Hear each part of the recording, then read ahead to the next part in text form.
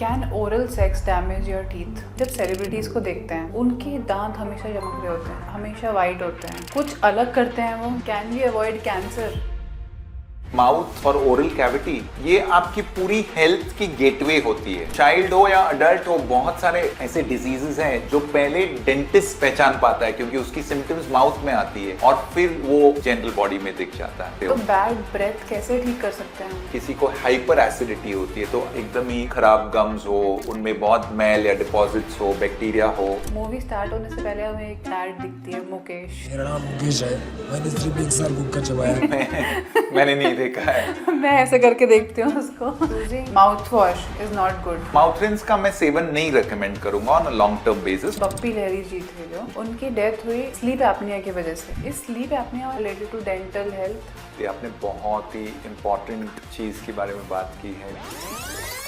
जब child born होता है उसी टाइम पे जब कोई डेंटिस्ट का आप रेगुलर चेकअप्स की जो प्रोटोकॉल है वो एस्टैब्लिश करो। डेंटिस्ट के पास जाती हूँ, वो एडवाइस करते हैं कि हम अपना विजडम टूथ निकलवा लें। ब्रेसेस लगवाने की वजह से हमारा जो गम्स होते हैं वो वीक हो जाते हैं। ओल्ड एज में मोस्टली लोग अपने सारे दांत खो देते हैं। तो ये डेंटल इम्प्लांट ट्रीटमेंट ऐसी चीज है जिससे आप कंप्लीटली अपने एज 10-20 साल रिवर्स कर सकते हो। आजकल इतनी अवेयरनेस है अबाउट जनरल फिटनेस, मैं चाहता हूँ वही अवेयरनेस ओरल फिटनेस पे भी आए।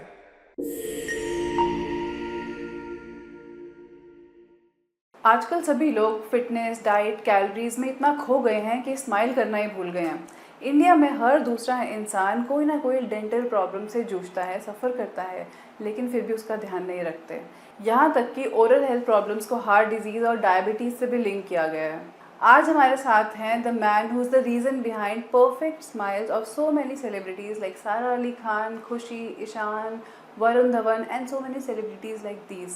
So please welcome Dr. Rajesh Shetty on Bhavishwani. Thank you, Bhavishya. Means a lot to have you here. It's a pleasure interacting with you and helping people on their oral health. Thank you so much. I'm so excited for this podcast क्योंकि exactly like I said, हर दूसरा बंदा dental health problem से जूझ रहा है. Even I feel sometimes कि मुझे दांत में दर्द है या फिर गम ब्लीडिंग होती है और ये सब, और हम इन चीज़ों को इग्नोर करते हैं। तो I want to know the first thing कि अगर किसी को गम ब्लीडिंग हो रहा है, दांत में प्रॉब्लम हो रहा है, आर देयर एनी स्टेप्स जो वो घर पे फॉलो कर सकते हैं या सबसे पहले आपको डेंटिस्ट के पास ही जाना चाहिए? तो जैसे आपने कहा, आजकल इतनी अवेयरनेस है अबाउट जनरल फिटनेस, मैं चाहता हूँ वही अवेयरनेस ओरल फिटनेस पे भी आए। और आप डेंटिस्ट के पास तो जाते हो साल में, समझे 2 बार जाते हो, 3 बार जाते हो, बट उसकी जो बीच की इंटरवल होती है वहाँ आपकी ओरल हेल्थ पूरी निर्भर होती है। आप किस तरह से अपने दांतों को या अपने माउथ का सेफगार्ड करते हो या ख्याल रखते हो। तो डेफिनेटली मेरे नज़रिए से ये होगा कि द केयर जो हम घर पे करते हैं या जो हम home oral hygiene measures use करते हैं, उनकी जो अहमियत है वो पहले आती है और फिर उसके बाद आपकी रेगुलर चेकअप्स आती है। जैसे फॉर एग्जांपल आप एक सिंपल जो डिसिप्लिन होती है, अगर आप किसी भी सक्सेसफुल आदमी के लाइफ में देखो तो अंडरलाइंग वन ऑफ द जो मेन चीज़ें होती हैं वो डिसिप्लिन होती है। और डिसिप्लिन हमारे काम में हो या हेल्थ में हो, डिसिप्लिन की बहुत मायने होता है और डिसिप्लिन ओरल हेल्थ में भी मायने रखता है। आप एकदम सिंपल मेजर्स जो हैं, brushing, cleaning of the tongue, dental flossing, ये अगर आप रोज़ाना दिन में 2 बार अच्छी तरह से करो, करेक्ट टेक्निक इस्तेमाल करो, तो फिर ये एक बहुत ही सिंपल वे है आपकी ओरल हेल्थ इंश्योर करने के लिए। आपकी डाइट की बहुत सिग्निफिकेंस होती है इन इंश्योरिंग ओरल हेल्थ। मैं बहुत खुश हूँ कि आज के ज़माने में इतनी एम्फेसिस दी जा रही है फिटनेस को कि ऑटोमेटिकली जो कुछ ज़माने पहले हम जंक फूड या फास्ट फूड यूज़ करते थे, उनका जो यूज़ है बहुत कम हो चुका है।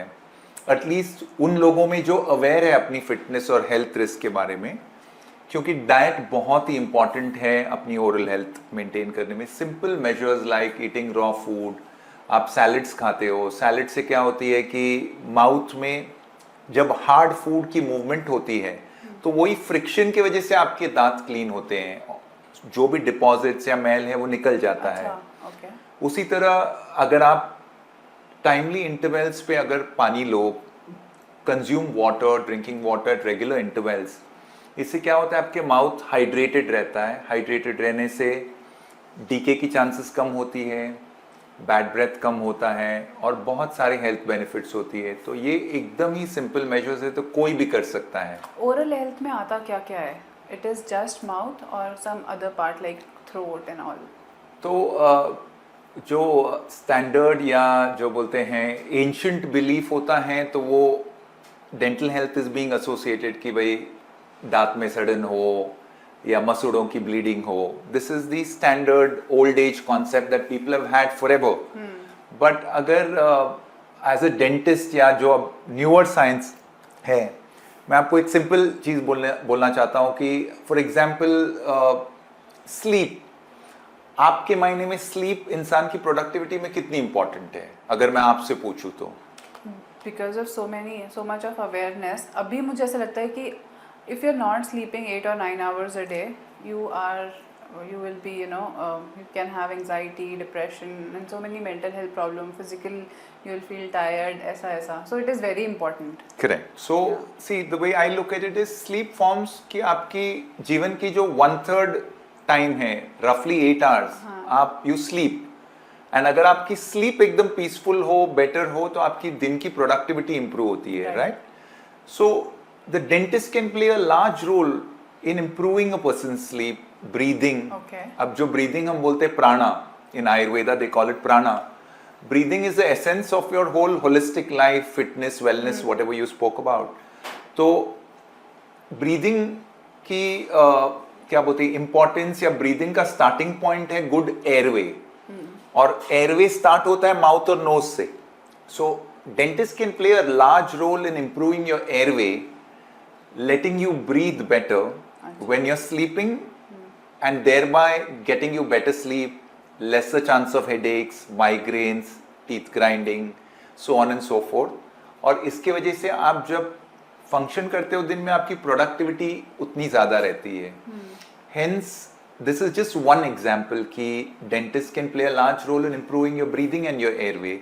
This is not something कि भाई आम आदमी ये जानता नहीं है कि dentist can play this role. जैसे एक सिंपल आपको एग्जाम्पल देता हूँ कि चाइल्ड जब बॉर्न होता है, अगर वो उसकी एयरवे बराबर नहीं होती है, उसकी टंग में कुछ प्रॉब्लम होती है, हम उसे कॉमन टर्म्स में बोलते हैं टंग टाई। उसकी टंग की मोबिलिटी चाइल्ड की सफिशिएंट नहीं होती है, तो स्टार्टिंग फ्रॉम कि वो सही तरह से अपने माँ का दूध का सेवन नहीं कर पाता है, from nursing well to the child breathing, वो माउथ ब्रीदिंग ज्यादा करता है, चाइल्ड मेल हो या फीमेल।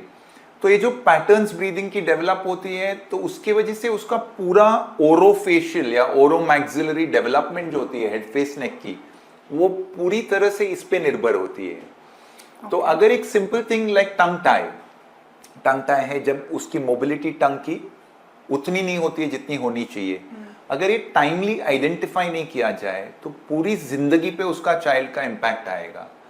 अब हम क्या होता है, बहुत सारे टाइम हम देखते हैं कि पेशेंट बोलते हैं कि मेरी नेक में, गर्दन में पेन है, मुझे शायद सर्वाइकल स्पॉन्डिलोसिस है।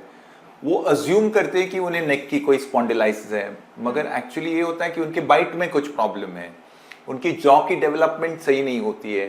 तो जब जॉ की बाइट में इम्बैलेंस होती है तो मसल्स नेक को भी पुल कर लेते हैं, तो अपनी सर्वाइकल स्पाइन में भी पेन, स्टिफनेस प्रॉब्लम्स होती है, शोल्डर में होती है। अब ये दूसरी ये है। ऐसे बहुत सारे चीजें हैं जो कॉमन, जो आम आदमी के जहन में है कि ये डेंटिस्ट्री है, उससे परे बहुत सारे ऐसी चीजें हैं जो अब न्यू एज डेंटिस्ट्री में है, जो आप तभी उसकी मतलब जब आपको जानकारी, अवेयरनेस बढ़ेगी, तब आप उन फैसिलिटीज या उन हेल्थ इंप्रूवमेंट्स का बेनिफिट ले सकते हो। तो कोई टिप्स हैं कि जो हर इंसान को फॉलो करने चाहिए डेली बेसिस में, जिससे उसकी ओरल हेल्थ ठीक रहे? डेफिनेटली भविष्य। तो सिंपल जैसे मैंने बताया, पहले तो ये स्टार्ट होता है कि आप मैं स्टार्टिंग एज के पॉइंट ऑफ व्यू से बताता हूँ। तो जब चाइल्ड बॉर्न होता है तो आप उसी टाइम पे जब कोई डेंटिस्ट का आप रेगुलर चेकअप्स की जो प्रोटोकॉल है वो एस्टैब्लिश करो। Once the child is old enough कि वो इतनी उनकी एज हो चुकी है महीनों में कि वो आप डेंटिस्ट के पास लेकर जाओ विदाउट एनी इन्फेक्शन रिस्क, आप तब से ये फॉलो अप तो स्टार्ट कर लो और अपनी अवेयरनेस बिल्ड करो कि चाइल्ड की जो ओरल हेल्थ है वो आप सही एज पे सही स्टेप्स ले पाओ कि वो इम्प्रूव हो। क्या जहां स्टेप्स तक होंगे वो? रेगुलर चेकअप्स एक स्टेप है। Okay. जैसे मैंने बताया टंग टाई, इनकी प्रॉब्लम्स आइडेंटिफाई करना। दूसरे ऐसे बहुत सारे डेंटल जो बोलते हैं अबनॉर्मैलिटीज रहते हैं जो अर्ली एज में डिटेक्ट होता है। एक सिंपल इसमें हम एज ए डेंटिस्ट बोलते हैं कि माउथ और ओरल कैविटी ये आपकी पूरी हेल्थ की गेटवे होती है। तो चाइल्ड हो या अडल्ट हो, बहुत सारे ऐसे डिजीजेस हैं जो पहले डेंटिस्ट पहचान पाता है क्योंकि उसकी सिम्टम्स माउथ में आती है और फिर वो जनरल बॉडी में दिख जाता है। तो from certain types of cancer जो होती है उसकी सिम्टम्स पहले माउथ में रहती है। तो प्री कैंसरस कुछ कंडीशंस है जिसकी सिम्टम्स पहले माउथ में रहती है। ऐसे बहुत सारी चीजें, तो आप रेगुलर डेंटल चेकअप्स की बेनिफिट ले सकते हैं। और मेरे हिसाब से जब चाइल्ड ये एज का हो कि आप लेकर जा सकते हो उसको रेगुलर चेकअप, तो अगर कुछ आपको प्रॉब्लम नहीं दिखी तो even 6 months is a good time to start following up with a dentist and finding out whether ऐसी कुछ चीजें, अगर आपने नोटिस किया कि चाइल्ड बराबर नर्स नहीं कर पा रहा है या क्रैंकी है या आपको लगता है उसका कुछ डेवलपमेंटल इश्यूज है, तो आप 6 months के बाद भी आप फॉलो अप कर सकते हो। वैसे तो इससे भी अर्ली आपको देखनी चाहिए। Actually when the child is born, जब उसकी बर्थ होती है उसकी फर्स्ट डे पे आपको चेक करनी चाहिए ये सब डेवलपमेंट। जैसे मैंने बताया टंग टाई नहीं है, जो नर्सेज हैं जो बर्थ के साथ डील करते हैं वो ट्रेंड होने चाहिए कि ये सब प्रॉब्लम्स वो आइडेंटिफाई करे और डेंटिस्ट या ENT सर्जन से उसकी रेजोल्यूशन करे। क्योंकि फर्स्ट डे से चाइल्ड इज ब्रीदिंग, तो श्वास उसका अगर सही हो तो उसकी डेवलपमेंट सही होगी। करेक्ट। सो ये तो एक ऑफ कोर्स एक नीश एरिया है या बारीकियत का हिस्सा है, मगर ऑन अ डेली बेसिस जो हम प्रैक्टिस कर सकते हैं, डाइट कंट्रोल, आप सही चीजें खाओ, दिन में 3 मेजर मील्स ही लो, बीच बीच में स्नैक न करो, ज़्यादा फास्ट फूड की सेवन न करो क्योंकि जो फास्ट फूड्स होते हैं उनमें वो एबिलिटी नहीं होती है कि वो फ्रिक्शन क्रिएट करे। वो इतने स्मूथ रिफाइंड होते हैं कि वो दांतों की जो क्लेंजिंग एक्शन है वो नहीं प्रोवाइड कर पाते हैं जो अपने raw fruits, raw salads provide कर पाते हैं। आप रेगुलर हाइड्रेटेड रखो, बीच बीच में इंटरवल्स में आप पानी का सेवन करो ताकि माउथ ड्राई ना हो।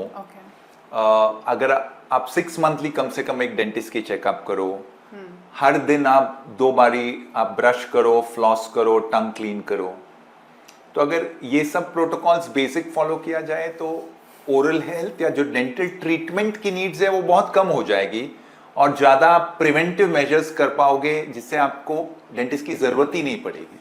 मैंने सुना है बहुत ज़्यादा हमारे इंटरनेट पे वायरल हो रहा है कि using mouth wash is not good, हमें नहीं करना चाहिए और फ्लॉस नहीं करना चाहिए, उससे आपके गम्स वीक हो जाते हैं। How true is that? तो ये भी जैसे आम आदमी की गलत फहमी होती है उनमें से कुछ हैं। माउथ रिंस जहाँ तक आप बोलते हैं, मैं भी नहीं रेकमेंड करूँगा कि रेगुलर माउथ रिंस के यूज़ हो क्योंकि माउथ रिंस का स्पेसिफिक पर्पस होता है। अब कोई प्रोसीजर हो, प्रोसीजर के अराउंड माउथ रिंस करना डॉक्टर के रिकमेंडेशन पे अलग चीज़ होती है, मगर on a long term use क्या होती है, most mouth rinses have alcohol as the base. अगर आप अल्कोहल यूज करते हो तो आफ्टर रिंसिंग जो होती है आपकी माउथ ड्राई होती है, रिबाउंड ड्राइनेस होती है। अब जब माउथ ड्राई होती है तो बैड ब्रेथ बढ़ेगी। बहुत सारे लोग बैड ब्रेथ सॉल्व करने के लिए यूज करते हैं। उसी तरह तो माउथ रिंस का मैं सेवन नहीं रेकमेंड करूंगा on a long term basis for multiple reasons. मतलब ये मैंने जो आपको एग्जांपल दिया of alcoholic mouth rinses leading to rebound bad breath, मतलब आपके मुंह से दुर्गंध आए, वो एक एग्जाम्पल है। बट मैं नहीं रेकमेंड करूंगा आप रेगुलरली यूज करो। आप तभी यूज करो जब डॉक्टर रेकमेंड करे फॉर अ स्पेसिफिक पर्पस। उसी तरह बहुत सारे लोग sugar free chewing gums use करते हैं ताकि बैड ब्रेथ ना हो, but sugar free chewing gums में शुगर सब्स्टिट्यूट्स होते हैं because they don't use sugar. और वो शुगर सब्स्टिट्यूट्स जो होते इजीली डाइजेस्टेबल नहीं होते हैं। Okay. तो वो नॉन डाइजेस्टेबल होने की वजह से अगर आप बहुत सारा टाइम चू करते रहो तो एक तो आप एज योर चूइंग गम आप एयर भी इनटेक करोगे, तो एयर जब इनटेक होगा तो आपको गैसी फील होगा या फ्लैचुलेंस बोलते हैं हम लोग मेडिकल टर्म्स में, आप हैवी ब्लोटेड फील करोगे। और दूसरी, क्योंकि वो शुगर सब्स्टिट्यूट्स आप रिकग्नाइज नहीं कर पाते हो, बॉडी नहीं रिकग्नाइज कर पाता है, तो हो सकता है कि वो इनडाइजेशन की वजह से आपको रिबाउंड बैड ब्रेथ हो। तो जो पर्पस के लिए आप यूज कर रहे हैं वो सॉल्व नहीं होता है। तो मैं तो हमेशा मेरे क्लाइंट्स को रेकमेंड करता हूं कि आप हाइड्रेटेड रहो, may be raw fruits like Apple for example, आप एक स्लाइस एप्पल खा लो, तो वो रॉ फ्रूट्स में इंग्रेडिएंट्स होते हैं जो bad, they don't allow bad breath, जो दुर्गंध होती है वो कम रहती है। या आप इलायची या लवंग, ऐसे नेचुरल जो चीजें हैं जिससे बैड ब्रेथ कम हो, वो यूज करो। उसी तरह आपने फ्लॉस के बारे में बताया, तो ये सही नहीं है कि फ्लॉस गलत है या फ्लॉस की वजह से कोई तकलीफ होती है, गम्स वीक हो जाता है। नहीं, वो बिल्कुल गलत है, ये गलत फहमी है। अगर फ्लॉसिंग की टेक्निक सही हो तो फ्लॉस इज ओनली बेनिफिशियल, मगर without knowing the right technique अगर हम कोई भी चीज करें तो उसकी साइड इफेक्ट्स डेफिनेटली होगी। तो flossing is not bad, improper flossing is bad, गलत तरीके का what floss. Is the right way to floss? Right way to floss, it depends on the kind of floss you are using. मतलब अगर different types के floss आते हैं और उसको कैसे होल्ड करना है, कैसे इंसर्ट करना है, किस तरह से उसको धीरे से आप इंसर्ट करो ताकि ब्लीडिंग, गम्स को इंजरी नहीं हो। और द आइडिया इज कि जो दांतों के ऊपर है, जनरली आम आदमी के मन में क्या होता है कि फ्लॉसिंग की ऑब्जेक्टिव या पर्पस होती है कि हमारे दांतों के बीच में खाना फंसा हुआ है, हमें निकालना है। मगर वो फ्लॉसिंग की ऑब्जेक्टिव नहीं है। फ्लॉसिंग की ऑब्जेक्टिव ये है कि आप दांतों के ऊपर एक फिल्म प्रोड्यूस होती है, कोटिंग, जिसमें बैक्टीरिया रहते हैं, जंतु रहते हैं। तो वो फिल्म अगर आप फिजिकली स्क्रब नहीं करो, मतलब फिजिकली उसको स्क्रैप नहीं करो, तो वो निकल नहीं पाता है। तो माउथ रिंस या पानी से रिंस करने से वो निकल नहीं पाता है। तो आप फ्लॉस इसके लिए करते हो ताकि आपको फिल्म की कोटिंग जो है दांतों के ऊपर, उसको वहां से निकालना है जहां ब्रश नहीं पहुंच पाता है, यानी कि दांतों के बीच में। तो आप इसीलिए फ्लॉसिंग करते हो। तो आपको एकदम जोर से पुश नहीं करना है, उससे कोई ऑब्जेक्टिव नहीं होती है। आपको धीमे से उसको दांतों के बीच में डालना है और धीमे से एकदम स्क्रैप करना है ताकि वो बैक्टीरिया की कोटिंग डिसॉल्व हो जाए या निकल जाए। तो ऑब्जेक्टिव अगर सही हो और डेंटिस्ट ने आपको डेमोन्स्ट्रेट किया है कि किस तरह से आपको करनी है, तो फिर बिल्कुल फ्लॉसिंग इज ओनली बेनिफिशियल, वो बिल्कुल ही हानिकारक नहीं है। तो अभी आपने बोला कि शुगर फ्री गम्स होती हैं जी, वो अच्छी नहीं होती, जी, उससे ब्लोटिंग हो सकती है। But Right. हम टीवी में या फिर हम इंस्टाग्राम पे देखते हैं सम सेलिब्रिटीज कमिंग, जैसे शाहरुख खान आ रहे हैं या फिर कोई भी एनी सेलिब्रिटी, हमेशा वो कुछ च्यू कर रहे होते हैं। Every time that the celebrity is always chewing, I am assuming कि वो च्युइंगम्स ही होते होंगे, but still everybody else around them says कि दे स्मेल वेरी गुड, उनके मुंह से हमेशा खुशबू आती है। हाँ, वो ऐसा क्या डिफरेंट कर रहे हैं आम आदमी जो नहीं कर पा रहा है? तो जहाँ तक कि सेलिब्रिटीज का बात हो, we don't know what they are chewing on, correct? It could be some natural thing which is providing a good, मतलब जो वो कोई ऐसे नेचुरल चीज की सेवन कर रहे हैं जिससे उनके मुंह में दुर्गंध नहीं है, राइट? तो जब तक हमें नहीं मालूम तो I can't comment on that. But जैसे मैंने ऑलरेडी कहा है, अगर आपको समझो ये वरी है कि आपके मुंह से दुर्गंध आता है, मेरे मुंह से दुर्गंध आता है, कोई किसी को ये वरी है, तो ये नेचुरल रखना बहुत इंपॉर्टेंट है। तो आप ये चीज पे फोकस करो कि आप उसको कैसे अवॉइड कर सकते हो, ना कि उसको कैसे मास्क कर सकते हो। तो बैड ब्रेथ कैसे ठीक कर सकते हैं हम? तो बैड ब्रेथ किस वजह से हो रही है वो इम्पॉर्टेंट है। बैड ब्रेथ आपके माउथ की लेवल पे हो सकती है, विच कैन, जो मतलब मेरा कहने का मतलब है, अगर किसी के माउथ में एकदम ही खराब गम्स हो, उनमें बहुत मैल या डिपॉजिट्स हो, बैक्टीरिया हो, तो ये तो आप अगर रेगुलर डेंटल चेकअप्स करें तो आपका डेंटिस्ट डेफिनेटली इसको अटेंड करेगा। कैविटीज हो, समझो अक्कल दाढ़ हो जो ऐसे पोजीशन में हो कि खाना बहुत फंस के वहाँ पीप या मवाद जमा कर रहा है, तो ये सब चीज़ें जो है डेंटिस्ट आपको गाइड करेगा इसको कैसे अवॉइड करना है। तो अगर लोकल कॉजेज है, मतलब माउथ को लिमिटेड है, तो आपके रेगुलर डेंटल चेकअप से ये सॉर्ट आउट हो जाएगी। बिटवीन द डेंटल चेकअप, मतलब हम समझो 6 महीने में एक बार कर रहे हैं, आप वो 6 महीने रेगुलर अगर दिन में 2 बार brush clean, tongue clean, flossing करते हो तो इनकी चांसेस ही कम रहेगी। और बाकी अगर लोकल कॉजेज आप नहीं आइडेंटिफाई कर रहे हो तो आपको ये समझना है कि हमारी जो गट होती है या इंटेस्टिनल सिस्टम है, ये माउथ से स्टार्ट होके इंटेस्टाइन्स तक जाता है। तो maybe there is a deeper cause down जिसकी वजह से आपको हो रही है। जैसे किसी को हाइपर एसिडिटी होती है, तो एसिडिटी जो रिफ्लक्स होती है, मतलब आप एसिड रिफ्लक्स बोलते हैं, एसिड जो आती है हमारे मुंह में फ्रॉम द गट, उसकी वजह से भी एक फाउल टेस्ट, फाउल ओडर होता है, मतलब दुर्गंध होती है। या आपको ब्लोटिंग, इंडाइजेशन, पचन की प्रॉब्लम, ये सब होती है जिसकी वजह से वो स्मेल जो होती है माउथ से एमिनेट होता है। तो इन सब चीज़ों की वजह से भी हो सकती है। तो मेरी सजेशन ये रहेगी, आप स्टैंडर्ड जो बेसिक चीज़ें फॉलो करो, क्लीनिनेस की, ओरल हाइजीन मेजर्स बोलते हैं, और फिर आप रेगुलर चेकअप रखिए। आपका डेंटिस्ट लोकल कॉजेज सब सॉल्व करेगा, उससे भी न हो तो you will have to look deeper. Okay, हमें एक दिन में कितनी बार ब्रश करना चाहिए? 2 चीज़ें हैं। मेरे हिसाब से दिन में 2 बार ब्रश करनी ज़रूरी है, मगर मोर इम्पॉर्टेंटली जो what the public needs to know, मतलब कि इट इज़ नॉट कि हम ज़्यादा ब्रश करें तो बहुत ज़्यादा बेनिफिट होगा। तो वैसे तो आप हर घंटे भी ब्रश कर सकते हैं, ऐसे पब्लिक सोचेंगे, मगर वैसी नहीं होती है। आपको 2 बार से ज़्यादा नहीं करनी चाहिए ब्रश। अच्छा।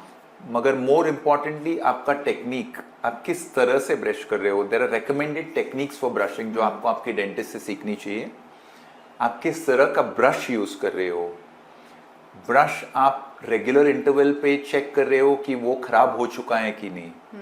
जैसे अगर आपकी ब्रश 6 महीने से ज़्यादा एकदम प्रिस्टीन है, प्रिस्टीन का मतलब एकदम बिल्कुल ही खराब नहीं हुआ है, आपको लगता है अभी भी नया ब्रश है, तो शायद आप बहुत कम फोर्स यूज़ कर रहे हो ब्रशिंग में। और अगर आपको 1 महीने के अंदर लगा कि पूरे उसके ब्रिसल्स जो है, ब्रश के टोक जो होती है वो बेंड हो चुकी है, तो आप शायद बहुत ज़्यादा फोर्स यूज़ कर रहे हो। तो आपको ये भी नोटिस करना है कि आपकी ब्रश की कंडीशन क्या है, आप फोर्स सही यूज़ कर रहे हो कि नहीं, आप सही टाइप का ब्रश यूज़ कर रहे हो कि नहीं, आप कौन सी पेस्ट यूज़ कर रहे हो। इसमें 2 स्कूल्स ऑफ थॉट है।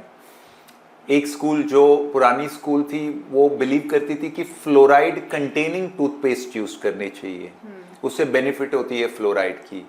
मगर जो करंट स्कूल ऑफ थॉट है, मतलब करंट विचारधारा है, जिसमें हम सोचते हैं कि फ्लोराइड की वजह से बहुत सारे कॉग्निटिव प्रॉब्लम्स नोटिस किए गए हैं। एग्जैक्ट कॉज नहीं, मगर बहुत ब्रेन रिलेटेड जो डिजीजेस है उनकी मात्रा बढ़ जाती है इन एक्सेसिव फ्लोराइड कंजम्पशन।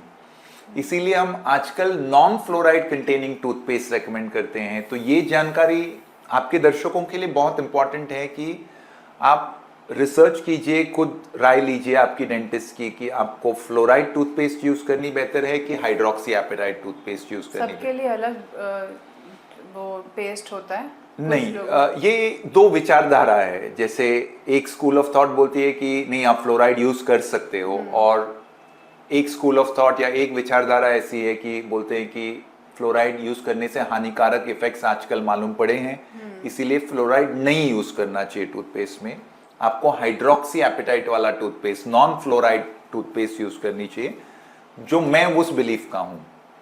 तो आपको किसी एक विचारधारा पे आपकी विश्वास थमाना पड़ेगा और फिर उसको फॉलो करना पड़ेगा। जैसे हम एड्स देखते हैं उसमें तो ये नए नए एड्स आ रहे हैं, जैसे कि क्या आपके टूथपेस्ट में नमक है, या क्या आपके टूथपेस्ट में नीम है, या ये चीज़ है या वो चीज़ है।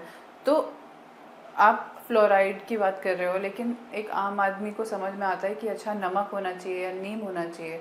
How is namak and neem related to your teeth? नमक से हमें साफ करने चाहिए दांत?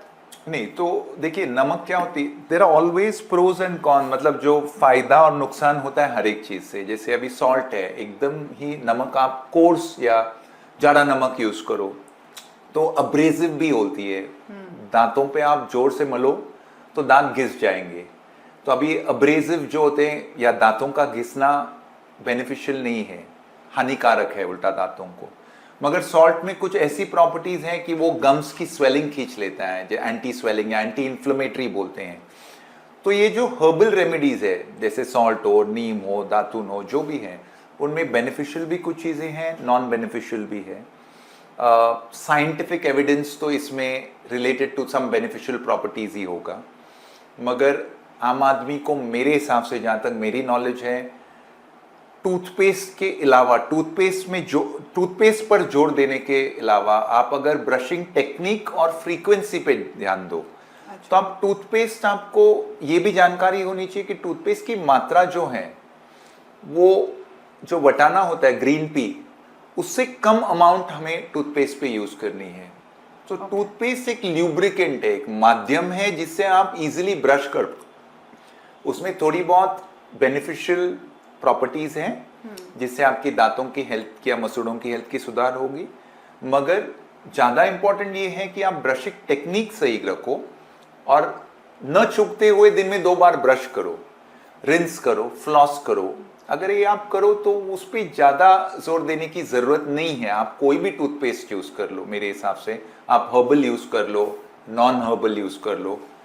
फ्लोराइड एक चीज है ऐसे जिसपे अभी बहुत रिसर्च आ रहा है of cognitive damage, brain damage, इसीलिए हम नहीं रेकमेंड करते हैं। तो क्या करेक्ट टेक्निक है ब्रश करने की? मल्टीपल टेक्निक्स होती हैं according to the condition of the patient. Simple मायने में मैं बोलूँ तो ब्रश की जो टोक होती है, कोई भी ब्रांड लो, कोई भी कंपनी लो, सॉफ्ट, मीडियम, हार्ड होती है।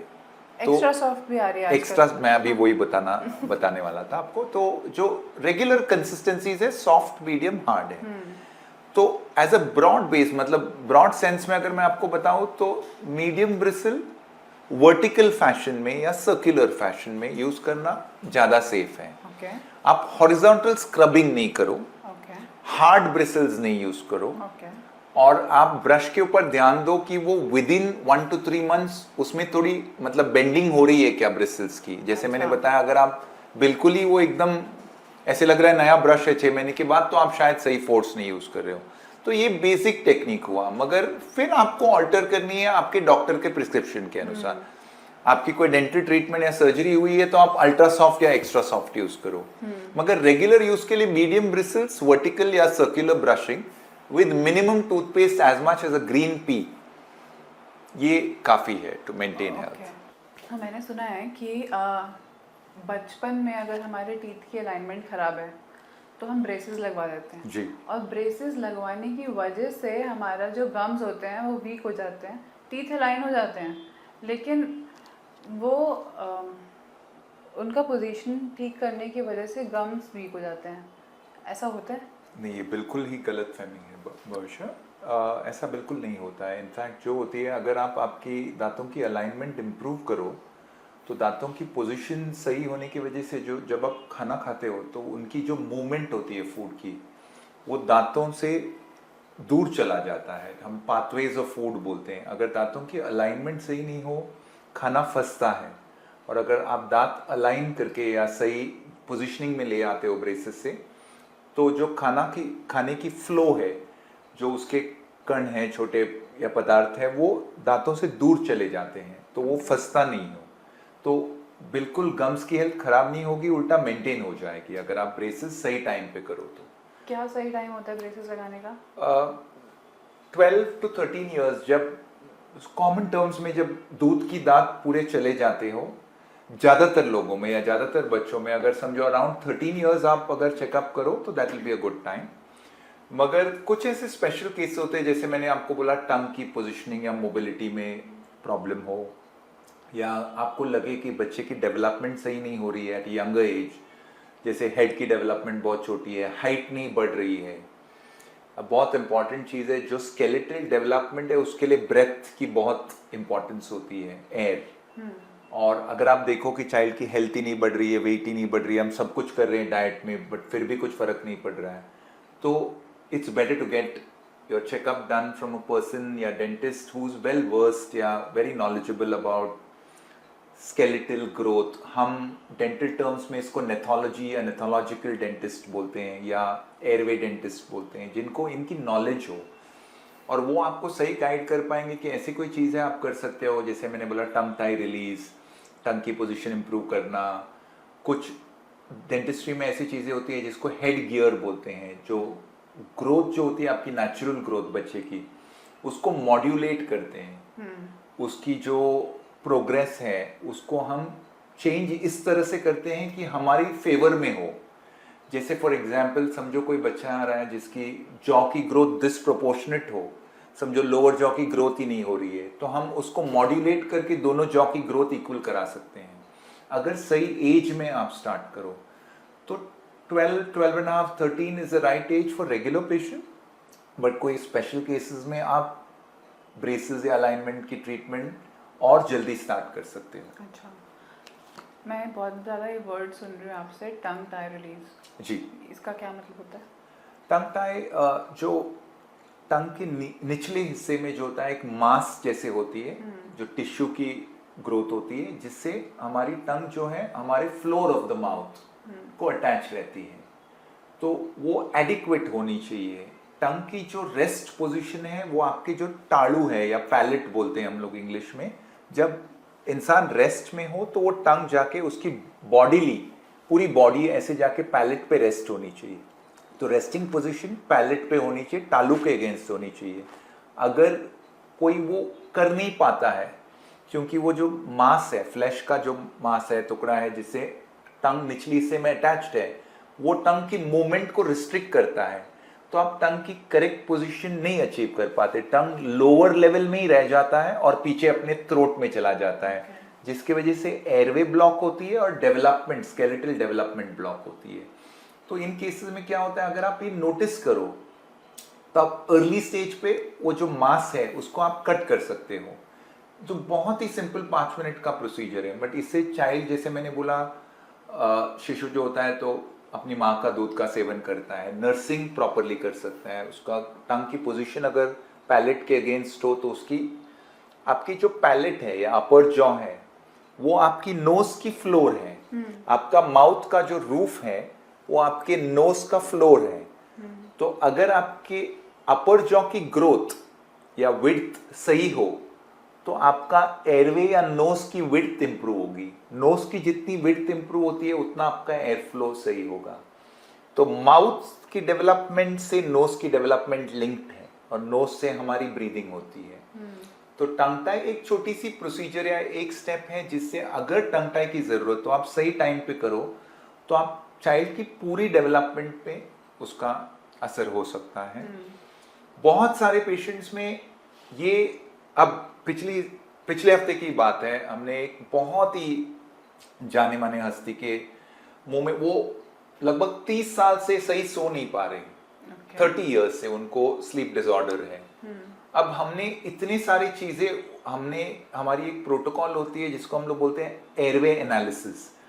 हम बहुत सारी इसमें चीजें करते हैं, एयरवे की वॉल्यूम असेस करते हैं, टंग की पोजीशन असेस करते हैं। हमें इतनी सारी चीजें मिली जिससे हमें ये उनको डायरेक्शन हम दे पाए कि आप ये चीजें करो, आप आपकी टंग टाई को रिलीज करो, आप जैसे मैंने बोला बुटेको टेक्निक करो, माउथ टेपिंग करो, नेजल ब्रीदिंग की आदत डालिए आप। इससे हम कॉन्फिडेंट है कि उनका काफी हद तक ये स्लीप प्रॉब्लम सॉल्व हो जाएगा। उनको कोई सीपैप मॉनिटर या कोई ऐसे मेडिकल ग्रेड डिवाइसेस की शायद जरूरत भी नहीं पड़ेगी। बट ये काफी शॉकिंग बात है कि इतने सालों में, he is about 60 years old, वो जानते ही नहीं थे उनको माउथ में ये सब प्रॉब्लम्स है। तो ये इंपॉर्टेंट है कि आप रेगुलर चेकअप्स, ये उतना ही ज्यादा इंपॉर्टेंट है कि आप सही स्पेशलिस्ट के पास ही चेकअप्स करो। तो ये टंग टाई एक बहुत ही important, simple but profound benefits होगी अगर आप सही टाइम पे सही पेशेंट में ये प्रोसीजर प्रोवाइड करें। तो जब हम बच्चे होते थे ना, तो जब हमारे दांत गिरते हैं और नए दांत आते हैं तो हमें घर वाले बोलते हैं कि उस पर टंग मत लगाओ वरना टेढ़े मेढ़े आएंगे, या फिर ऐसा मत करो वैसा मत करो टेढ़े मेढ़े आएंगे।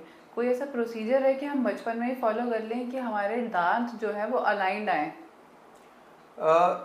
ऐसा कोई भविष्य प्रोसीजर तो है नहीं कि आप फॉलो करो। और जो माँ बाप बोलते थे वो इसके लिए बोलते थे कि आप टंग से अगर पुश करो कोई चीज़ को, जो वो हर दांत का पोजीशन निर्भर होता है बैलेंस पे, संतुलन पे, कि आपकी जो अपर जॉ की टीथ है वो नीचे नहीं आते हैं क्योंकि नीचे के जॉ में दांत होते हैं जो उसे रोकते हैं। टंग उसे अंदर से रोकता है, लिप्स उसे बाहर से रोकता है, चीक्स उसे पिछले हिस्से के दांत को रोकते हैं, टंग उसे अंदर से रोकता है। तब वो मस्कुलर जो बैलेंस होती है उसकी वजह से टंग की पोजीशन मेंटेन, टीथ की पोजीशन मेंटेन रहती है। तो टंग से आप कोई भी इंसान ढकलते जाए टीथ को तो उनकी पोजीशन डेफिनेटली हार्म हो जाएगी, हानि होगी उसको। मगर ऐसा कोई हैबिट तो नहीं है जिससे आप अलाइनमेंट इंश्योर करो। मगर हाँ, अगर आप रेगुलरली इस पे चेक रखो या निगरानी रखो तो आप उसको सही टाइम पे करेक्ट कर पाओगे। मगर ऐसे कोई होम रेमेडी नहीं है जिससे आप, हाँ अगर आपके मतलब किसी के बच्चे में हैबिट्स है जैसे कि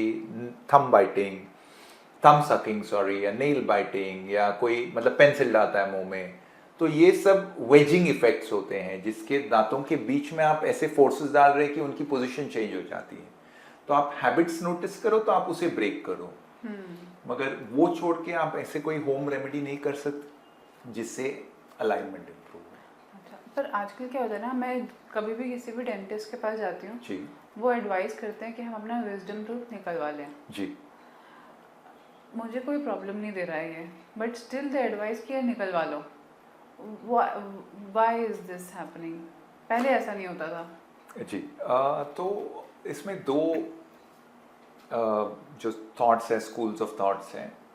तो कन्वेंशन ये है कि देखिए, जैसे हम सब जानते हैं we have evolved from the apes. जो प्राइमेट्स होते थे उनसे हम इवॉल्व कर चुके हैं। हमारी जॉ की साइज श्रिंक होते गई है ना। जो एप्स के, मंकीज के, प्री हिस्टोरिक जो एप्स होते हैं उनकी जॉ साइज काफ़ी बड़ी होती थी, अपर लोअर जॉ। अब जॉ साइजेस श्रिंक हो चुके हैं तो दांतों के लिए जगह ही नहीं है।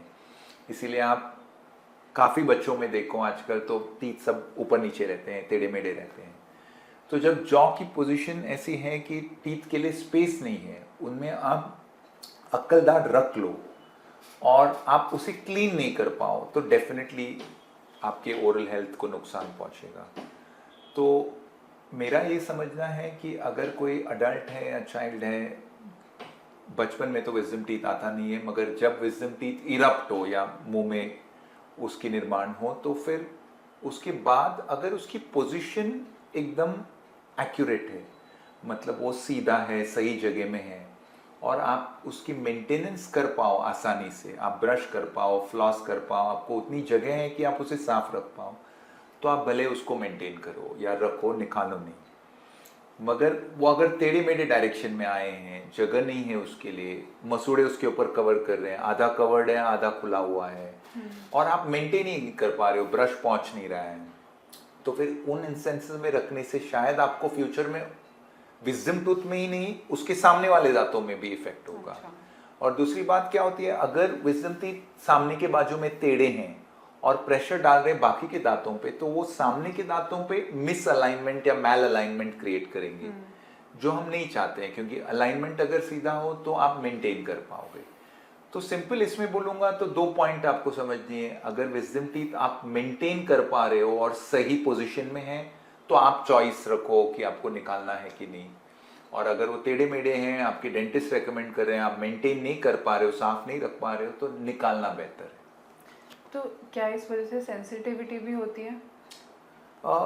विजडम टीथ अगर सही ढंग से निकाला जाए, नहीं, बिल्कुल सेंसिटिविटी नहीं होती है। पेन होती है पोस्ट सर्जरी, तो आप वो सर्जरी होती है छोटी सी, आप सर्जरी के बाद थोड़ी बहुत तो पेन हर सर्जरी में होती है, उसी तरह इसमें भी होती है, जो पेन किलर से कंट्रोल रहती है। और उसके बाद एक बार वो हील हो, क्लोज हो जाए, तो उसकी बाद तो पेन नहीं होती है, तो कोई सेंसिटिविटी नहीं होती है। दांतों में सेंसिटिविटी किस वजह से होती है फिर? दांतों में सेंसिटिविटी बहुत सारे कारण हैं। अगर दांतों में सड़न हो तो सेंसिटिविटी हो सकती है। अगर दांत समझो घिस गए हैं बहुत कोई भी सरफेस पे तो सेंसिटिविटी हो सकती है। अगर मसूड़े नीचे सरक जाते हैं, जिसे हम गम श्रिंकेज बोलते हैं कि मसूड़े सरक गए हो नीचे, उसमें सेंसिटिविटी होती है। ऐसे बहुत सारे कारण हैं जिसकी वजह से सेंसिटिविटी होती है, विजडम टीथ की वजह से नहीं। सेंसिटिविटी भी कई तरीके की हो सकती है, जैसे कि गरम या ठंडे खाने से हो रही है या फिर मीठा खाने से हो रही है, इसके भी दो अलग कारण है या? जी बिल्कुल।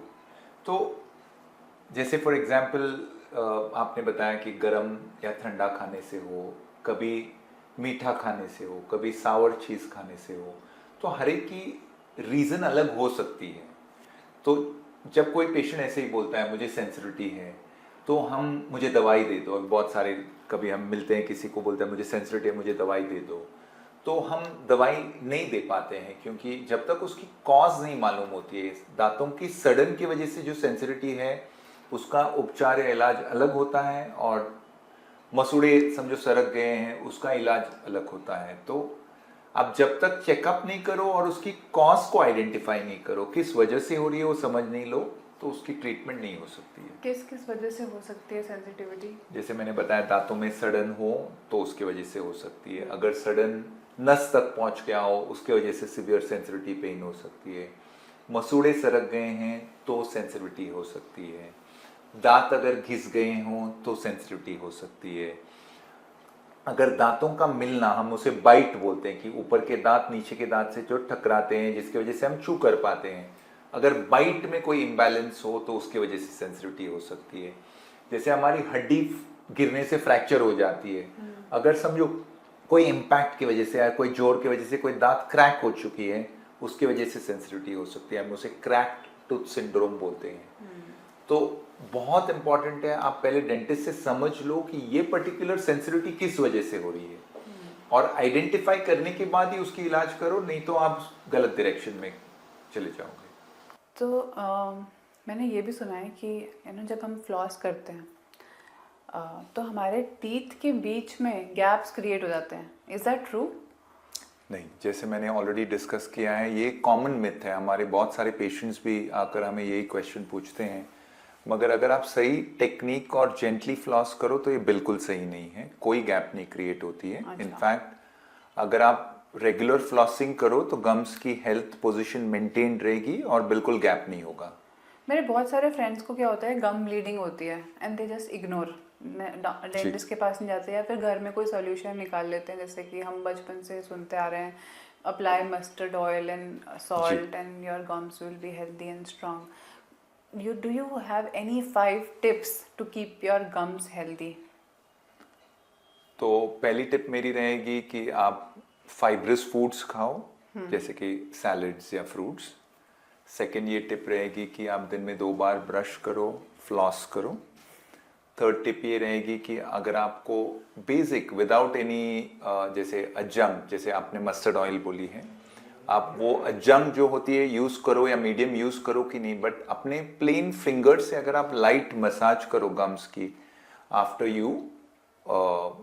यू ब्रश योर टीथ, तो जस्ट वो मसाज की इफेक्ट से आपकी गम्स ज़्यादा केरेटिनाइज्ड बोलते हैं, ज़्यादा स्ट्रॉन्ग हो जाएंगे। थर्ड, फोर्थ, आप सही ब्रीदिंग टेक्निक डेवलप करो, क्योंकि सिंपल मेजर्स हैं। जैसे एक टेक्निक होती है बुटेको टेक्निक या माउथ टेपिंग, जिससे आपके ब्रेन को आप ट्रेन करते हो to breathe through your nose to avoid mouth breathing, क्योंकि mouth breathing is one of the biggest cause of gum inflammation, right. और फिफ्थ टिप रहेगी कि आप रेगुलर डेंटल चेकअप्स करो। 6 मंथ में अगर आपको पेन हो या न हो, प्रॉब्लम हो या न हो, तभी आप हर प्रॉब्लम को नींव से, जड़ से उखाड़ पाओगे। आप उसकी जो स्टार्टिंग पॉइंट है वहीं से उसको सॉल्व कर पाओगे। मैंने सुना था कि गागल्स करने से सारी चीज़ें ठीक हो जाती हैं, mouth health, throat health, everything. Is this a myth और is this true? So goggles आप कौन सी लिक्विड यूज करके करते हो? दैट इज सिंपल नमक अगर हम यूज करें? या so definitely I am all for natural remedies. मतलब मैं हमेशा नेचुरल रेमेडीज को रेकमेंड करूंगा, जिसमें केमिकल न हो, वो आप उसकी सेवन करके अगर आपकी हेल्थ की इंप्रूवमेंट करते हो तो बहुत अच्छी बात है। तो वो जैसे मैंने ऑलरेडी बोला, नमक में एंटी इन्फ्लेमेटरी प्रॉपर्टीज होती है, आप नमक यूज करो, या आप वर्जिन कोकोनट ऑयल जो होती है, ऑयल पुलिंग बोलते हैं, आप ऑयल पुलिंग करो, जिसमें कोकोनट ऑयल में भी ऐसे मात्रा होती है, इंग्रेडिएंट होती है, जिससे आपकी गम्स की और टीथ की हेल्थ को बेनिफिट करते हैं। या प्लेन वाटर थरो रिंसिंग करो, तो उससे भी बहुत सारा जो फूड अक्यूमुलेटेड है वो निकल जाता है। तो गार्गलिंग इन माय ओपिनियन या माउथ रिंसिंग जो बिना केमिकल यूज किए अगर आप कोई माध्यम से करो तो मेरी हमेशा हाँ रहेगी। जैसे मैं अभी न्यूज़ में पढ़ा था, जैसे हमारे बप्पी लहरी जी थे जो जी उनकी डेथ हुई स्लीप एपनिया की वजह से। इस sleep apnea is also related to somehow related to dental health, oral health. Absolutely, आपने बहुत ही इम्पॉर्टेंट चीज़ के बारे में बात की है। जो जैसे मैंने बोला, आपकी जो ब्रेथ है या प्राणा है वो आपकी सभी फंक्शंस जो जीवन की है उसको, उसकी जो धरना है या उसकी जो प्रोग्रेस है वो ब्रेथ से होता है। आपकी स्ट्रेंथ, आपकी परफॉर्मेंस, आपकी प्रोडक्टिविटी, आपकी mental health, mental peace of mind, everything is linked to the way you breathe. आप किस तरह से श्वास लेते हो, इसीलिए योगा में प्राणायाम की इतनी इम्पोर्टेंस है, आप तो जानते ही होंगे। तो आप ब्रीथ कहाँ से करते हैं? आपकी नोज से करते हैं, और जो नोज स्टार्टिंग पॉइंट होती है वहाँ से आपकी जो हवा की, जो हम लोग बोलते हैं रेस्पिरेटरी ट्रैक्ट, जो पैसेज होती है, अगर आपकी टंग की पोजीशन ऐसे हो कि आपकी ब्रेथ की फ्लो को ऑब्स्ट्रक्ट करती है तो आपको प्रॉब्लम्स हो सकते हैं। दूसरी पॉइंट ये है कि अगर आपके माउथ की स्ट्रक्चर ऐसे हैं कि जगह ही नहीं है टंग को सही जगह पे रहने की, तो आपकी टंग फॉल बैक करेगी आपके थ्रोट पे और अगेन आपकी ब्रेथ ऑब्स्ट्रक्ट हो जाएगी। अगर आपने हैबिट बना ली है माउथ ब्रीदिंग की, तो जो माउथ से आप श्वास लेते हो वो एकदम टर्ब्यूलेंट रहती है। जैसे मैं बोलूँ कि जो नदी में पानी होता है या तालाब में होता है वो उसकी स्थिरता होती है, और जो समुंदर में पानी होती है उसका एकदम टर्ब्यूलेंस बोलते हैं। टर्ब्यूलेंट जो एकदम कम ज्यादा मात्रा में अगर आप ब्रीदिंग करते हो तो उसकी इतनी एफिशिएंसी नहीं होती है। तो माउथ ब्रीदिंग टर्ब्यूलेंट होती है, उसको स्थिरता नहीं होती है, इसीलिए नोज ब्रीदिंग करनी बहुत ज़रूरत है। तो अगर आपकी हैबिट ऐसे हो कि आप माउथ ब्रीदिंग करते हैं तो प्रॉब्लम हो सकती है। तो जो आप स्लीप एपनिया बोलते हैं, स्लीप एपनिया उस चीज़ को बोला जाता है जब आप सोते हो और उस समय आपको सही अमाउंट की ऑक्सीजन नहीं मिल पाती है, जिसकी वजह से आपकी पूरी बॉडी को डैमेज होती है। सो लैक ऑफ ऑक्सीजन या ऑक्सीजन की कमी को ही हम एपनिया बोलते हैं, और जो एपनिया स्लीप के दौरान होती है उसको स्लीप एपनिया बोलते हैं। इतने सारे लोग हैं जो अनडायग्नोज स्लीप एपनिया है, जिनकी मात्रा स्लीप एपनिया की इतनी नहीं है कि वो नोटिस करे, मगर वो थोड़ी थोड़ी मात्रा में हो रही है बहुत बार रात में।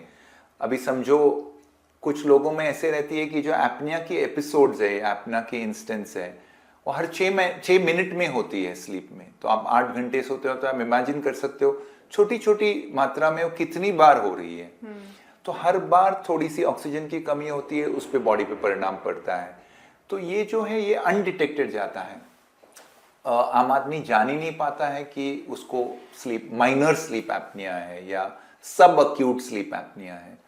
तो मॉर्निंग में उठता है एकदम अनफ्रेश रहता है, उसको ऐसे लगता है मैंने 8 घंटा सोया है बट फिर भी मैं फ्रेश नहीं हूँ, उसमें कोई एनर्जी नहीं रहती है, फिर वो स्टिफ रहता है, बॉडी स्टिफनेस रहती है, दिन में वो प्रोडक्टिविटी उसकी कम हो जाती है, वो काम नहीं कर पाता है, कंसंट्रेशन नहीं हो पाती है।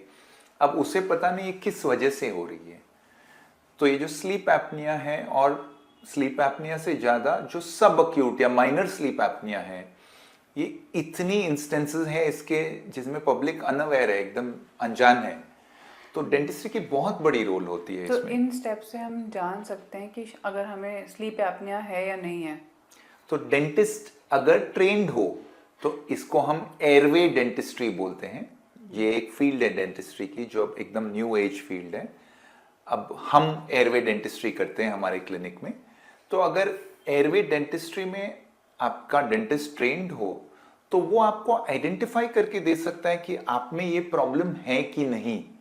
और कुछ चीजें वो करेक्ट कर सकता है और कुछ चीजें वो आपको ईएनटी सर्जन या सही स्पेशलिस्ट के पास रेफर कर सकता है, ताकि आप उसकी क्योर ढूंढ सको और आपकी स्लीप भी इंप्रूव हो, और जब आप स्लीप नहीं कर रहे हो, आप वर्क कर रहे हो, आपकी वर्क की प्रोडक्टिविटी इंप्रूव हो और आपकी जनरल हेल्थ इंप्रूव हो। यही चीज जो होता है, जैसे मैंने आपको बताया, टंग की पोजीशन, अगर सही सही टाइम पे आइडेंटिफाई किया जाए, समझो एक बच्चा बहुत छोटा है, आप तभी आइडेंटिफाई करो, उसकी पूरी स्केलेटल जो बोन की डेवलपमेंट होगी वही चेंज हो जाएगी। ओके। अगर आप इसको सही टाइम पे आइडेंटिफाई करो तो आपका पूरा ग्रोथ उस चाइल्ड का आप चेंज कर पाओगे। तो आपका डेंटिस्ट इसमें बहुत इंपॉर्टेंट रोल प्ले करता है इन आइडेंटिफाइंग कि प्रॉब्लम है और इन trying to do some measures to solve it. And अगर वो सॉल्व नहीं करे या उसकी फील्ड की बाहर हो, he can at least guide you to the right specialist. तो हाँ, स्लीप एपनिया बहुत ही इंपॉर्टेंट, बहुत ही प्रेवलेंट, बहुत ही ज्यादा मात्रा में अनजान रह के पब्लिक के नजर से चूक जाता है। तो अगर ये आपकी दर्शकों में आप वो अवेयरनेस कर पाओ तो शायद उनको लाइफस्टाइल में बहुत इंपॉर्टेंट ये बेनिफिट मिलेगा। अगर मैं बहुत ज़्यादा सपोज स्मोकिंग कर रही हूँ, ड्रिंकिंग कर रही हूँ, जी। तो क्या मुझे 3 बार ब्रश करना चाहिए? नहीं, 3 बारी तो बिल्कुल ब्रश नहीं करनी चाहिए। जैसे मैंने बताया, जो आप फ्री मात्रा है, आप दिन में 3 बार करो, कोई बोलेगा 5 बार करो, इससे उल्टा नुकसान होगा, बेनिफिट नहीं होगा। आपको 2 बारी से ज्यादा नहीं ब्रश करनी तो है। स्मोकिंग एंड ड्रिंकिंग को कॉज हटाने के लिए, उसके इफेक्ट्स हटाने के लिए क्या कर सकते हैं हम? तो आप समझो, आप रिंस कर सकते हो माउथ को, टंग क्लीन कर सकते हो, वो भी दिन में 2 बारी से ज्यादा नहीं। और ये छोड़कर आप रेगुलर चेकअप, रेगुलर क्लीनअप, जो डेंटिस्ट क्लीनअप करता है, प्रोफेशनल क्लीनअप बोलते हैं, तो वो करवा सकते हो, ताकि आपके मुंह से स्टेन्स या जो डिपॉजिट्स है या जो मैल जम गया है उसे आप क्लीन कर पाओ। जो आप घर पे नहीं कर पाओगे वो डेंटिस्ट कर पाए। उसी तरह जो ड्रिंकिंग, स्मोकिंग या फास्ट फूड की सेवन की वजह से दांतों के बीच में जो खाना फंसा हुआ है, अगर उसको आप फ्लॉसिंग से रेगुलर क्लीन करो तो दुर्गंध, माउथ की बैड ब्रेथ, स्टेनिंग, डिपॉजिट्स, ये सब कुछ कम रहेगा। तो इन सब चीजें आप कर सकते हो। आपको अगर ब्रशिंग की मात्रा आप बढ़ाओगे तो नुकसान करोगे खुद के दांतों को। ओके। सो मैं क्या होता है ना, जब भी हम मूवी देखने जाते जी। हैं, मूवी स्टार्ट होने से पहले हमें एक एड दिखती है मुकेश की। आपने देखा है कभी? मैंने नहीं देखा है। मैं ऐसे करके देखती हूँ उसको, क्योंकि वो कैंसर और ये मुंह की बीमारी हाँ और जी, ये हाँ जी, जरूर देखा है मैंने। टोबैको वाला जो जी, हमें ऐड जी, दिखते हैं। जी। So if somebody is having tobacco, मतलब जी। उसका डेली बेसिस पे वो टोबैको कंज्यूम कर रहा है या फिर स्मोक कर रहा है और ड्रिंक कर रहा है, तो क्या हम फ्लॉस करने से, ब्रश करने से, टंग क्लीन करने से और आपने जो भी स्टेप्स बताए, गागल्स करने से, नमक यूज़ करने से, ब्रश करने से, can we avoid cancer? No. So tobacco जो होती है, कोई भी फॉर्म में हो, स्मोकिंग हो, टोबैको चूइंग हो या कोई और फॉर्म में हो, मेरे हिसाब से बहुत ही हानिकारक है। और आप ब्रश करो, फ्लॉस करो या कोई और ओरल हाइजीन मेंटेनेंस करो, उससे आप कैंसर की इफेक्ट नहीं अवॉइड कर पाओगे, क्योंकि जो उसकी केमिकल्स है, आप ओरल कैविटी पे भी उसकी इफेक्ट होती है और वो जाके आपके श्वास की जो थैली है, लंग्स हैं, उन पे भी इफेक्ट करता है। तो टोबैको का सेवन कोई भी फॉर्म में मेरे हिसाब से बहुत ही हेल्थ रिस्क है और कैंसर की रिस्क है। और हम इतने इंस्टेंसेस देखते हैं कि बहुत टोबैको बंद करने के बहुत सालों के बाद पेशेंट्स कैंसर डेवलप करते हैं। तो मतलब उसकी केमिकल्स की जो रेसिड्यूल इफेक्ट है वो बहुत सालों तक रहता है। तो ऐसा नहीं कि कोई एक्टिव स्मोकर है, एक्टिव टोबैको यूजर है, उन्हीं में वो प्रॉब्लम्स हो। हमारे पास ऐसे लोग आते हैं जो बोलते हैं 10 साल पहले मैंने बंद किया, बट अब उनको कैंसर की साइंस रहती है। Okay. तो मेरी स्ट्रिक्ट एडवाइस रहेगी कि टोबैको की सेवन बिल्कुल ना करे, कोई भी फॉर्म में। अच्छा, मेरे दिमाग में ये क्वेश्चन आता है, हम जब सेलिब्रिटीज़ को देखते हैं, उनके दांत हमेशा चमक रहे होते हैं, हमेशा वाइट होते हैं, कुछ अलग करते हैं वो जो हम आम इंसान नहीं करते? जो आप सेलिब्रिटीज को देखते हो शायद वो हमारे पेशेंट्स हो, इसके लिए उनके दांत चमक रहे हैं। हमेशा वाइट होते हैं। जोक्स अपार्ट, बहुत सारे सेलिब्रिटीज इनफैक्ट क्या होता है कि they come from an aware background, मतलब उनमें जो अवेयरनेस होती है जनरल फिटनेस की, वो इतनी डिसिप्लिन्ड होते हैं, इतने हेल्थ कॉन्शियस होते हैं कि वो काफी अपने दांतों का ख्याल रखते हैं, पहली बात। दूसरी बात, अगर उनमें कोई समझिए अलाइनमेंट इशू है, दांत टेढ़े मेढ़े हैं, आगे पीछे हैं, तो वो यंगर एज में उसे सॉल्व करने की स्टेप्स लेते हैं, डेंटिस्ट के पास जाते हैं, ब्रेसेस कराते हैं, अलाइनर्स कराते हैं, जिससे उनकी दांतों की पोजीशनिंग इंप्रूव हो। वही नहीं, अगर समझो उनको फिर भी कोई प्रॉब्लम रहा, फिर कुछ ऐसे होते हैं जो समझो उन्होंने सही टाइम पे नहीं किया हो, तो फिर वो कुछ कॉस्मेटिक ट्रीटमेंट्स करते हैं, स्माइल मेकओवर्स जिसे बोलते हैं, जिससे दांतों की लुक एकदम परफेक्ट हो जाती है। बट जैसे मैं ऑलवेज जो प्रोपोनेंट हूँ वो ये है कि आप प्रिवेंटिव या कोई बीमारी को रोकने की कोशिश कीजिए। बीमारी आनी नहीं चाहिए, बीमारी आने के बाद उसे सॉल्व करने की कोशिश मत कीजिए। तो जो कॉस्मेटिक डेंटिस्ट्री, स्माइल मेकओवर्स तो तब करना चाहिए जब कोई और उपाय न हो।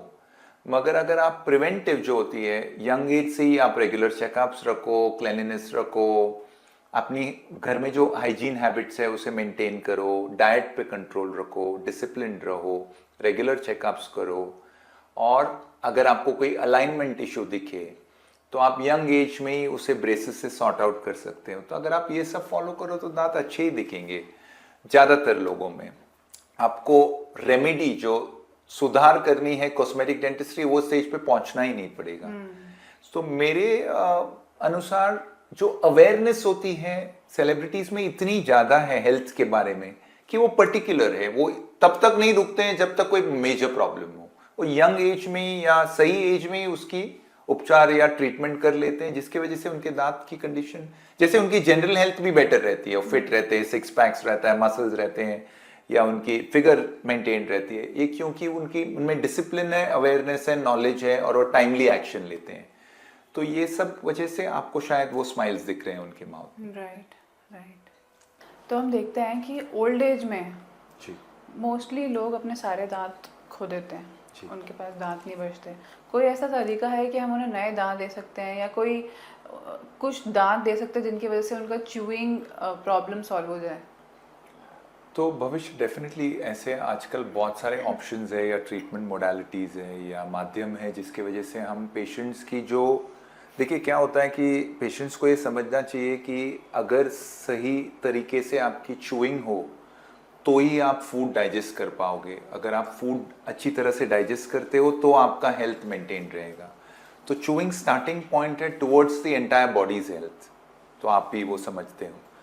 तो च्यूइंग करने के लिए स्टेबल दांत होना बहुत ज़रूरी है। अब पिछले ज़माने में क्या होता था कि हमारे परदादा के टाइम पे वो जो डेंचर्स बोलते हैं, जो निकालने वाले दांत होते हैं, जो मराठी में हम कवली बोलते हैं, जिसको हम निकाल के रात में पानी में रख देते हैं, सुबह पहन लेते हैं, वो इस्तेमाल करते थे। उनमें ओल्ड एज पेशेंट्स को बिल्कुल ही कंफर्ट नहीं मिलती थी। हर केस में नहीं, कोई कोई बहुत कंफर्टेबल रहता, बट बहुत सारे पेशेंट्स में ये देखा जाता कि वो पूरी तरह से कंफर्टेबल नहीं है, चू नहीं कर पाते, ज़्यादातर सॉलो करते हैं हमारे फूड को। तो अभी काफ़ी सालों से इम्प्लांट्स, डेंटल इम्प्लांट्स की ट्रीटमेंट मोडालिटी है। डेंटल इम्प्लांट्स इतनी इम्प्रूव हो चुकी है कि अब सिंगल सिटिंग में आप फिक्स दांत पा सकते हो। तो हमारे पास पेशेंट्स अलग अलग देशों से आते हैं, विदेश से, और सिंगल सिटिंग में उनका दांत जो एकदम ही ख़राब हो चुके, पूरा निकाला जाता है, क्लीन किया जाता है, इम्प्लांट्स प्लेस करते हैं, और जब सर्जरी से बाहर निकलते हैं तो उनके मुंह में फिक्स्ड नए सेट ऑफ दांत होते हैं, जिनसे वो उसी तरह फंक्शन कर पाते हैं जैसे वो अपने ओरिजिनल दांत से करते थे। तो ये तो ऐसे हुआ कि आप पेशेंट्स की जो एज है उसको आप 30 साल से रिवर्स कर रहे हो, क्योंकि वो आप उसी तरह फूड को चू कर पाते हैं, एंजॉय कर पाते हैं जैसे वो 30 साल के उम्र में करते थे। और उनकी चूइंग इम्प्रूव हुई, फंक्शन इम्प्रूव हुई, तो उनका डाइजेशन, पचन इम्प्रूव होगा, जिसकी वजह से उनकी ओवरऑल हेल्थ पे बहुत ही सिग्निफिकेंट इम्प्रूवमेंट आता है। और ये कितने टाइम में ठीक हो जाता है ये प्रोसीजर खत्म? तो बहुत सारे केसेस में सिंगल सिटिंग की काम है ये। आप वो Okay. सिंगल सिटिंग पेशेंट आता है दूसरे देश से, हम रिकॉर्ड्स कलेक्ट करते हैं आज के दिन, अगले दिन में उनका प्रोसीजर होता है, उन्हें फिक्स दांत मिलता है और वो चले जाते हैं। कुछ केसेस में कॉम्प्लेक्सिटी की वजह से ज़्यादा दिन लग पाते हैं, हफ्ता लगता है, 10 दिन लगता है। मगर जो इनकी बेनिफिट्स है, ये समझो आपने 7 दिन, 10 दिन, 4 सिटिंग का काम भी कर लिया, मगर ये अगले 20 साल, 30 साल, 40 साल तक आप उसको एंजॉय कर पाओगे, उसके बेनिफिट्स को। तो ये एकदम ही ऐसे कोई रेवोल्यूशनरी या नई ट्रीटमेंट नहीं है, मगर इनमें एडवांसेस इतनी हो चुकी है कि अब वो एकदम सिंपल हो चुका है। कोई कॉम्प्लेक्स सर्जरी या बड़ी सर्जरी आप ऐसे नहीं है कि आप उससे डरो। कॉस्टली आप होता है? कॉस्टली नहीं होता है, क्योंकि अब इतने सारे ब्रांड्स आ गए जो इम्प्लांट्स मैन्युफैक्चर करते हैं अलग अलग देशों से, कि हर पॉकेट साइज या हर बजट के लिए इम्प्लांट्स बनी हुई है जो सर्विस कर सकता है। कोई कॉस्ट इफेक्टिव ऑप्शन चाहता है वो भी रह सकता है, कोई एकदम एक्सपेंसिव चाहता है तो उसके लिए भी ऑप्शंस है, और दोनों फंक्शन कर पाते हैं। थोड़ा फर्क तो रहता है, मगर अगर इंसान की चाहत ये है कि वो कम खर्चे में ज़्यादातर उसकी बेनिफिट एंजॉय कर पाए, तो बहुत सारे कॉस्ट इफेक्टिव इम्प्लांट्स हैं। तो ये डेंटल इम्प्लांट ट्रीटमेंट ऐसी चीज़ है जिससे आप कंप्लीटली अपने एज या चूइंग कंडीशन या फंक्शन को 10-20 साल रिवर्स कर सकते हो, ताकि आप बुढ़ापे से आपके जवानी में जो फंक्शन था आपका, ओरल फंक्शन, चूइंग फंक्शन या न्यूट्रिशन फंक्शन, उसे आप एंजॉय कर सकते हैं। जवानी से मुझे याद आ रहा है कि can oral sex damage your teeth? So oral sex, Bhavishya, can't damage your teeth, but oral sex is a medium or means by which you can transfer infection to the mouth. तो जो oral sex किया जाता है, अगर hygiene या protocols maintain नहीं हो, protection नहीं मेंटेन हो, और डायरेक्ट कंटामिनेशन या एक्सचेंज ऑफ बॉडीली फ्लूइड्स हुआ, तो आपके जो पार्टनर है अगर उनमें कोई सेक्सुअली ट्रांसमिटेड डिसीज, जिसे हम कॉमन टर्म्स में एसटीडी बोलते हैं, अगर उनको कोई एसटीडी हो तो आपके माउथ में ट्रांसफ़र हो सकता है।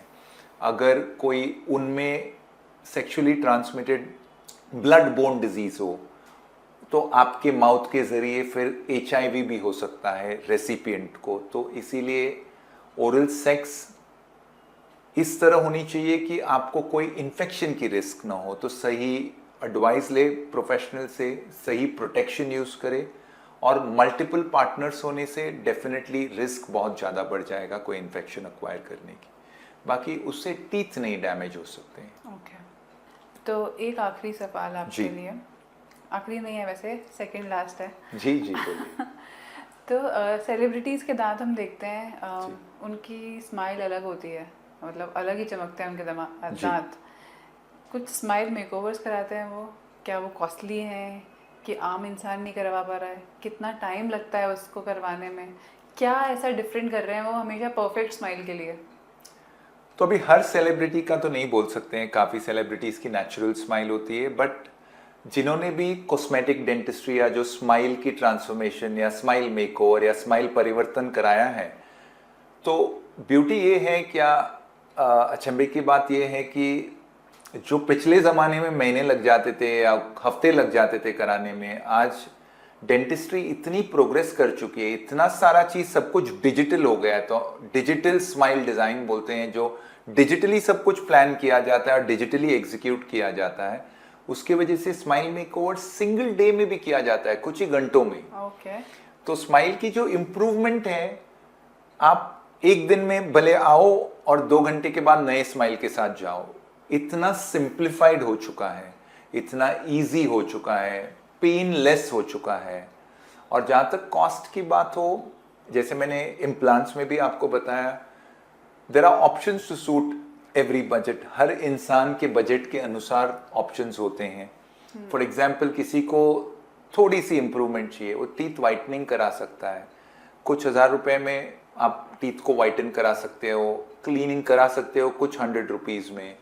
या फिर आपको कोई कॉम्प्लेक्स चाहिए ट्रीटमेंट या कंप्लीट मेकओवर चाहिए, तो आप थोड़ी इलैबोरेट ट्रीटमेंट में ऑप्ट कर सकते हो। तो आपके बजट और टाइम के अनुसार इतने सारे ऑप्शंस हैं, और बाय एंड लार्ज सभी ऑप्शंस पेनलेस हैं, क्विक हैं, ना टाइम कंज्यूम करते हैं, ना सिग्निफिकेंट मनी कंज्यूम तो करते हैं। इसमें एआई का कोई रोल है कि हम स्माइल मेकओवर करने से पहले ही देख सकते हैं कि हमारा इस स्माइल मेकओवर करने के बाद कैसा फेस दिखेगा? बिल्कुल, बहुत सारे सॉफ्टवेयर्स ऐसे हैं जो हेल्प करते हैं कि आप पेशेंट को एक विजुअल इम्प्रेशन दे सको कि वो कैसे ट्रांसफॉर्म होगा उनका स्माइल। तो 2 डायमेंशनल सॉफ्टवेयर्स है, 3D सॉफ्टवेयर्स है स्माइल डिजाइनिंग के। तो उसमें पेशेंट जो होता है, पहले एक ज़माने में ऐसा होता है, डॉक्टर ने बोला मैं ये करने वाला हूँ, आपको चुपचाप सुननी पड़ती थी, आप कुछ बोल भी नहीं पाते थे, आपकी हिम्मत भी नहीं होती थी कि आप कुछ पूछो सवाल। आज ऐसा नहीं होता है, हम हर पेशेंट को बोलते हैं कि we are partners in this treatment. हम हर स्टेज में उन्हें एक टेस्ट ड्राइव देते हैं। अब हम जब स्माइल डिज़ाइन करते हैं हमारा एक कॉन्सेप्ट है, हम उन्हें टेस्ट ड्राइव देते हैं, जैसे गाड़ी की टेस्ट ड्राइव होती है, आप खरीदने के पहले उसे परखते हो, महसूस करते हो, उसी तरह हम आपको एक मॉकअप बोलते हैं, आपके माउथ में हम एक फेक ट्रांसफॉर्मेशन करके दिखाएंगे। तो पहले जो होता है वो सॉफ्टवेयर पे आपको दिखाएंगे, फिर आपके माउथ में दिखाएंगे, फिर आप अगर अप्रूव करते हो या चेंजेस सजेस्ट करते हो, हम वो चेंजेस करते हैं और फिर उसकी ब्लूप्रिंट लेते हैं डिजिटली और फिर उसको फाइनल में फॉलो करते हैं। तो क्या होता है कि जर्नी जो होती है प्लानिंग से लेके कंप्लीशन तक, patient is a partner in every decision. तो इतनी ट्रांसपेरेंट और इतनी प्रोटोकॉल रिलेटेड होती है कि आप विजुअलाइज कर पाते हो कि क्या होगा, आप सजेस्ट कर पाते हो आपको क्या चाहिए। तो आपके कंट्रोल में काफी हद तक पेशेंट कंट्रोल करता है डिसीजंस। हम तभी इंटरफेयर करते हैं जब as a professional we feel ये पेशेंट के हित में नहीं हो, तब हम उसे स्टॉप करते हैं। नहीं तो सॉफ्टवेयर्स के जरिए हम काफी सारा चीज पेशेंट्स को पहले ही विजुअलाइज करा पाते हैं।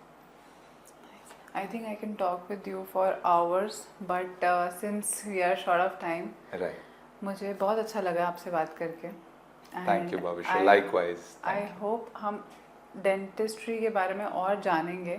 जरूर, हमारे अगले पॉडकास्ट में अगर हम शेड्यूल कर पाएँ, उसमें हम रूट कैनाल के बारे में डिस्कस कर सकते हैं, कॉस्मेटिक डेंटिस्ट्री के बारे में डिस्कस करते हैं और भी बहुत सारी चीज़ें जिससे हम अपना ओरल हेल्थ ठीक रख सकते हैं। जरूर भविष्य, it will be my pleasure.